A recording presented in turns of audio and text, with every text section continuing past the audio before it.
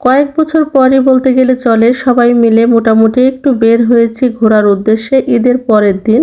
বের তো হয়েছি, অনেক জায়গায় গিয়েছি, কোথায় কোথায় গিয়েছি সেটাই আপনাদের সাথে শেয়ার করব। হ্যালো এভরিওয়ান, আসসালামু আলাইকুম। কেমন আছেন সবাই? কাছে কিংবা দূরে যে যেখান থেকে আমার এই ভিডিওটি দেখছেন, নিশ্চয়ই সবাই ভালো আছেন, সুস্থ আছেন। অনেকদিন পরে ভিডিও আপলোড করছি, তারপরও ভিডিওটা ঈদের পরের দিনে, এই জন্য সবাইকে ঈদ মোবারক জানাচ্ছি আর কি। তো কেউ কিছু মনে করবেন না। তো এখান থেকে আমরা ঘুরতে ঘুরতে যাব চিন্তা ভাবনা করেছি, একটা ইজি বাইক নিয়েছি, নিয়ে আমরা বেরিয়ে পড়েছি।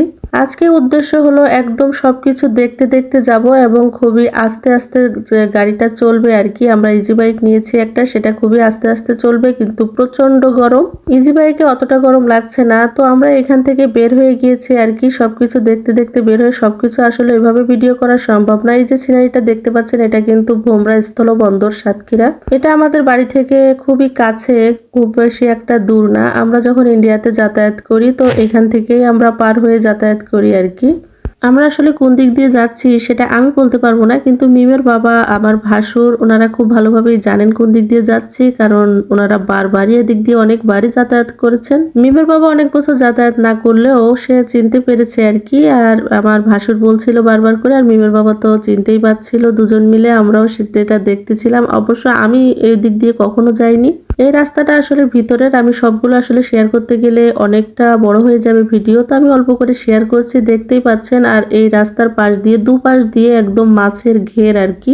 আমরা মাছের ঘের বলি, আর অনেকে মাছের ফিশারি বলে আর কি। এদিক দিয়ে একদম চারিপাশ দিয়ে, আর এত সুন্দর, মানে বাড়ির ভিতর দিয়ে যে রাস্তাটা যায় আর কি গ্রামে, সেই ভিতরের রাস্তা দিয়ে আমরা যাচ্ছি। আর খুব তাড়াহুড়ো না করে অনেকটা সময় নিয়েই আমরা যাচ্ছি আর কি। মুস্কান মাহাদি খুব এনজয় করতেছিল। তো এখানে আসার পরে দেখতে পাচ্ছেন রাস্তায় মানে এই যে পানির যে লাইনটা আর কি একধার দিয়ে যাচ্ছে, আর কি পরিমাণে পানি যাচ্ছে, আর এত পরিমাণে ঢেউ। আর এই ঢেউয়ের ভিতরে দেখতে পাচ্ছেন একটা ছেলে কিভাবে ঝাঁপ দিচ্ছে। আর এদিকে মাহাদিকে নিয়ে তার বড় বাবা ছবি তোলার বহু চেষ্টা করলো, কিন্তু আসলে ছবি কোনোভাবেই তুলতে পারলো না। এই দিক দিয়ে পানিটা যাচ্ছে, আর কি পরিমাণে যাচ্ছে দেখতেই পাচ্ছেন। আর এই পানির ভিতরে এই যে ছেলেটা এমন ভাবে ঝাঁপ দিচ্ছে, যেটা দেখে আমাদেরই ভয় লেগে যাচ্ছিল। তবে গ্রামের ছেলেরা সবই পারে, এদের কাছে এগুলো কোনো ব্যাপারই না। তো এখানে কিছুক্ষণ দাঁড়িয়ে থেকে আমরা আবারও চলে যাচ্ছি আর কি। দেখতে পাচ্ছেন সবগুলো কিন্তু মাছের, মানে ফিশারি, মানে মাছের ঘের আর কি। আর এই রাস্তাটা পুরোটাই আপনার বাবলা গাছ বলে, যেটা অনেকে চিনেন কিনা আমি জানি না।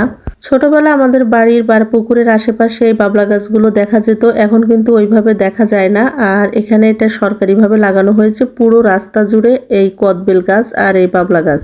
এমনকি রাস্তার পাশে যে বাড়িগুলো আছে সেই বাড়ির উপরেও কিন্তু এই কদবেল গাছগুলো লাগানো হয়েছে, যাতে প্রচুর পরিমাণে কদবেল হয়েছে, যেটা দেখে এত ভালো লাগলো। দেখতেই পাচ্ছেন কি পরিমাণে কদবেল ধরেছে। আর এই কদবেলগুলো মোটামুটি বড়ও হয়েছে, আর এটা সরকারিভাবে লাগানো, যেটা দেখে এত ভালো লাগলো। ছোট ছোট গাছে, হয়তো এটা হাইব্রিড কদবেল গাছ আর কি, যে একদম ছোট ছোট গাছে প্রচুর পরিমাণে কদবেল ধরেছে, যেটা দেখে খুবই ভালো লাগলো।